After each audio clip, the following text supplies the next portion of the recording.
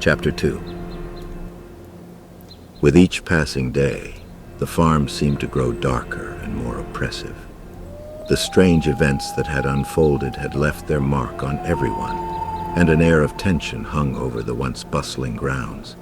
The maid's determination to uncover the truth was unwavering, but she couldn't help but feel that she was walking a dangerous path, one that would lead her to confront the darkest secrets hidden within the walls of Gubbtrask. As the last leaves clung desperately to the barren trees, the maid set off on the long trek to Langtjarn to confront the boy's parents. The cold wind cut through the air, sending shivers down her spine. The once vibrant autumn colors had faded, leaving the landscape desolate and stark. The sound of her footsteps echoed in the quiet forest as she walked with purpose, her heart beating fast with anticipation. As she reached the small village of Langtjarn, she could see the smoke rising from the chimneys of the humble dwellings. The villagers greeted her with warm smiles and curious looks, for they knew she was a stranger in their midst. She asked around for the parents of the goatherd boy, and soon she found herself standing at the door of a modest cottage. The boy's parents welcomed her inside, offering her a seat by the crackling fire.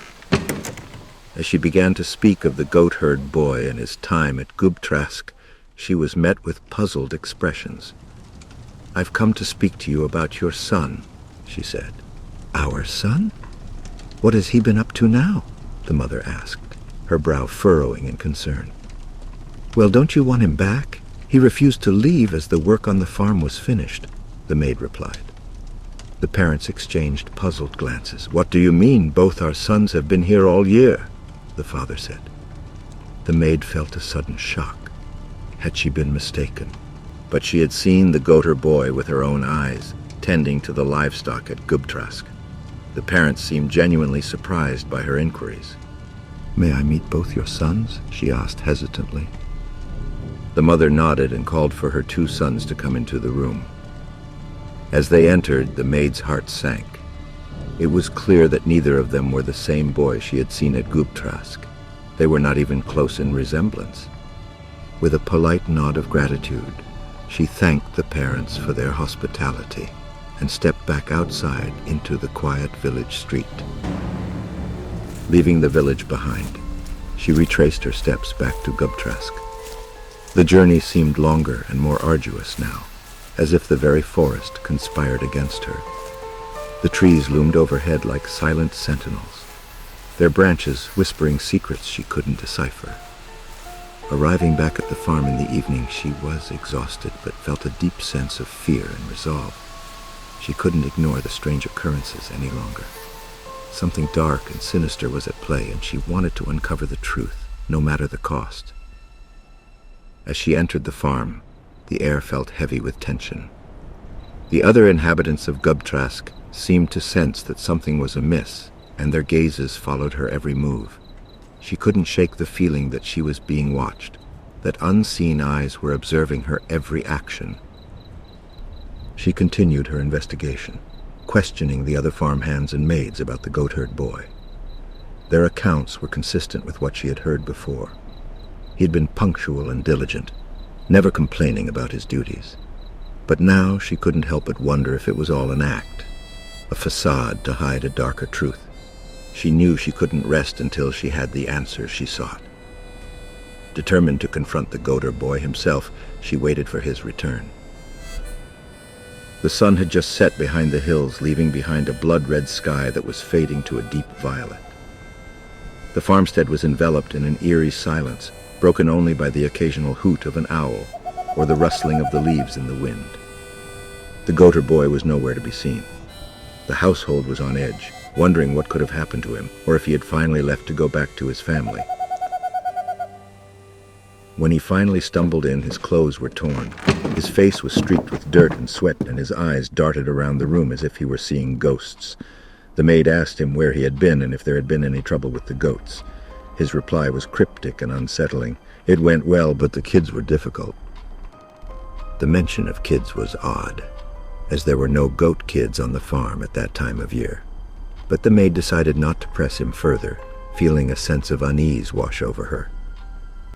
As she continued to question him, he adamantly denied ever claiming to be from Langtjarn or giving any details about his background. "I don't have to tell you anything. It's none of your business," he muttered from his seat in a dark corner of the kitchen. "It is my business if you've been deceiving us all this time," she insisted. "I haven't been deceiving anyone. I came here to work, and that's all you need to know," he replied defiantly. His refusal to reveal his true identity only deepened her suspicions. "Enough of your lies," she hissed, frustration and anger boiling within her, careful not to raise her voice too loud to wake the others. "I don't know who you really are, but I will find out the truth, mark my words." "Leave the boy alone, he's done nothing wrong," Oscar, the son of Gubbtrask, proclaimed, having listened in on the conversation. His voice was filled with scorn and impatience. With that, she stormed out of the room and retreated to her bed, carefully locking the door behind her. The following morning, Gubbtrask and the maid set out to the small barn, hoping to find all the goats safely back. But what they discovered inside was far from what they expected. Not only were the goats the goater boy had herded there, but also 10 larger wild hares were locked in the enclosure. Gubbtrask, who was visibly shaken, kicked open the enclosure door, releasing the hares. They sprinted between his legs and fled into the yard, disappearing into the forest behind the house. It was a bizarre and unsettling sight. In silent agreement, neither Gubbtrask nor the maid spoke a word as they retreated from the barn. The weight of what they had seen that morning hung heavily upon them as they walked back into the house. Gubbtrask, who was normally a strong and resolute individual, appeared shaken by the encounter. His face was pale, and there was a look of fear in his eyes that the maid had never seen before. It was as if the incident had shaken him to his core, leaving him unsure of what to do or how to handle the situation. In the days that followed, Gubbtrask attempted to maintain a facade of normalcy, but it was evident that he was faltering. The weight of the strange events was exacting a toll on him, and he appeared to wither before the maid's eyes. His once imposing demeanor had been replaced by an air of vulnerability and unease. It was as if whatever darkness that had gripped the farm had also seeped into his very soul. Just before Christmas that year, as the days grew shorter and the snow piled high, Gubbtrask prepared for a journey to Lycksele. Clad in his finest clothes and with a tense expression, he harnessed his horse and left without a word. The remaining inhabitants of the farm were left to speculate and wonder about his purpose. The words of the goater boy at the breakfast table the next morning were enough to raise the hair on the back of anyone's neck.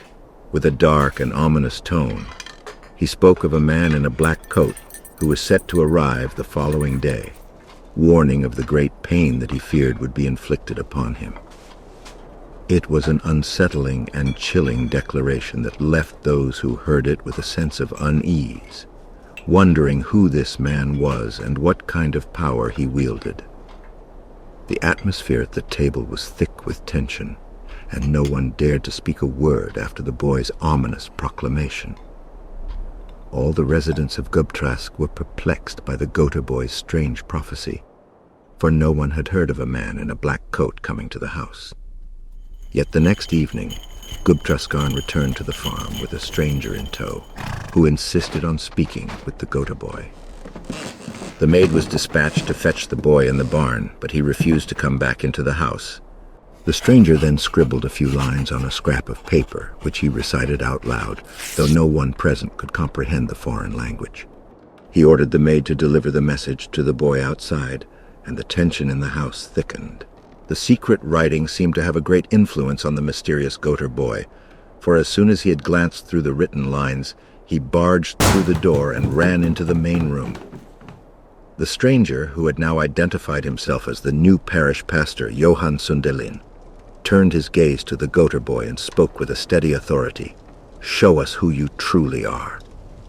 The goater boy's eyes flickered with defiance as he hissed through clenched teeth, "You can't make me!" Undeterred, Pastor Sunderland's voice reverberated with a commanding power, resonating through the room. "In the name of Jesus Christ, unveil your true form." and what the people of Gubbtrask now beheld was something terrible. As the boy stood before them, he seemed to grow in stature, his twisted features taking on a grotesque and otherworldly aspect. The candles flickered and dimmed, and an oppressive darkness descended upon the room. The shadows themselves seemed to come alive, stretching and reaching out like sinister tendrils towards the shocked family and their maid, who stood frozen in horror. Gubbträsk grabbed his old musket from the wall, using it as a makeshift club to ward off the malevolent presence that had invaded his house. The dark and twisted form of the Goater boy loomed before him, and he swung the musket with all his might, hoping to banish the demon from his home once and for all. But the boy was elusive, moving with such agility that made it difficult for Gubbträsk to land a solid blow. Finally, the Goater boy ran into the kitchen and leaped onto the old metal stove, his body seemingly unaffected by the searing heat emanating from the red-hot stovetop. It was a chilling display of power, an eerie manifestation of something beyond the realm of the natural world. His maniacal laughter filled the room as his skin was sizzling from the heat of the stove, an unearthly sound that sent chills down the spines of all who heard it. Pastor Sunderland was struck dumb, his eyes fixed on the demonic form before him. The people of Gubbtrask watched in horror as the boy's face contorted and twisted, as if possessed by an ancient and malevolent force. There was no mistaking the sinister presence that had taken hold of the boy, driving him to perform this macabre and terrifying display. The fervent Pastor Sunderland, emboldened by his unshakable faith, delivered a rousing oration to the trembling audience in the room.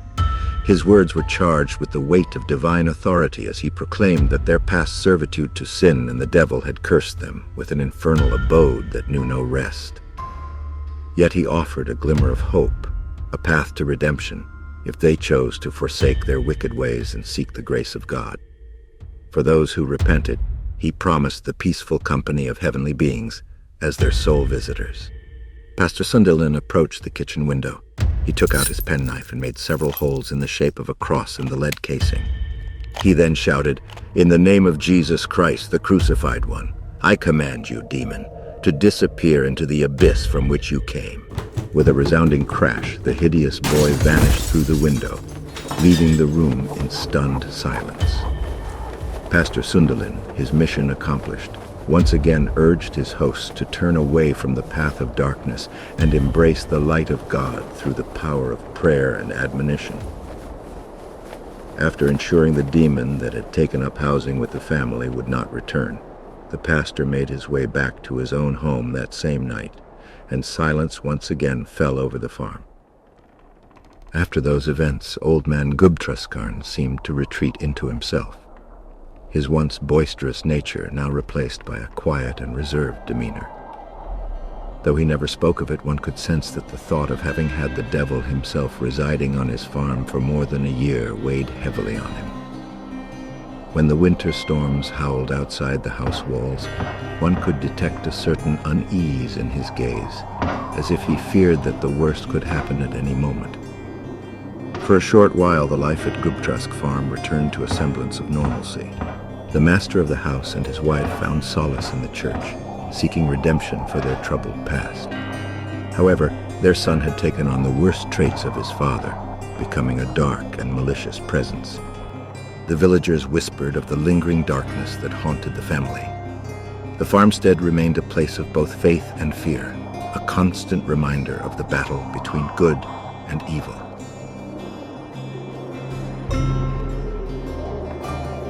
You have listened to the second chapter of the Gubbtrask Goater. Was the Goater boy truly the devil himself, or was it some other demonic presence that had taken hold at the farm? If you enjoy this content, please subscribe to the channel, leave a like, and share a comment. Stay tuned for the following chapters.